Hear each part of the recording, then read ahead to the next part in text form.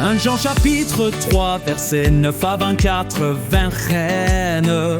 Quiconque est né de Dieu ne pratique pas le péché, parce que la semence de Dieu demeure en lui et il ne peut pas pécher.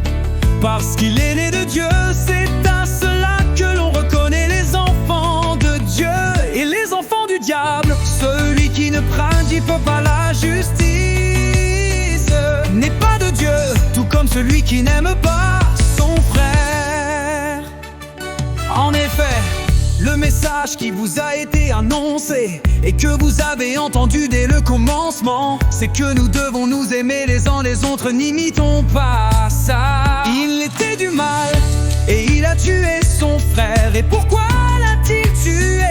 Parce que sa manière d'agir était mauvaise, pour dire que celle de son frère était juste. Ne vous écornez pas, mes frères et sœurs, si le monde vous déteste.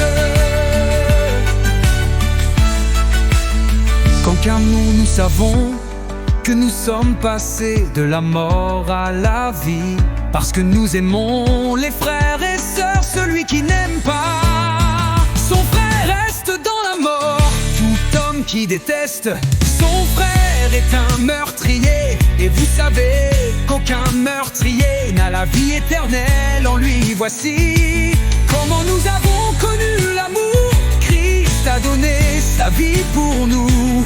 Nous aussi, nous devons donner notre vie pour les frères et sœurs. Si quelqu'un qui possède les biens de ce monde voit son frère dans le besoin et lui ferme son cœur, comment l'amour de Dieu peut-il demeurer en lui? Petits enfants, n'aimons pas en parole et avec la langue, mais en acte et avec vérité. Par là nous saurons que nous sommes de la vérité et nous rassurons notre cœur devant lui. En effet, même si notre cœur nous condamne, Dieu est plus grand que notre cœur et il connaît tout bien aimé. Si notre cœur ne nous condamne pas, nous avons de l'assurance devant Dieu. Quoi que nous demandions, nous le recevons de lui, parce que nous gardons ses commandements et faisons ce qui lui est agréable. Et voici quel est son commandement, c'est que nous croyons au nom de son Fils Jésus-Christ, et que nous nous aimions les uns les autres comme il nous l'a ordonné. Celui qui garde ses commandements demeure en Dieu, et Dieu demeure en lui.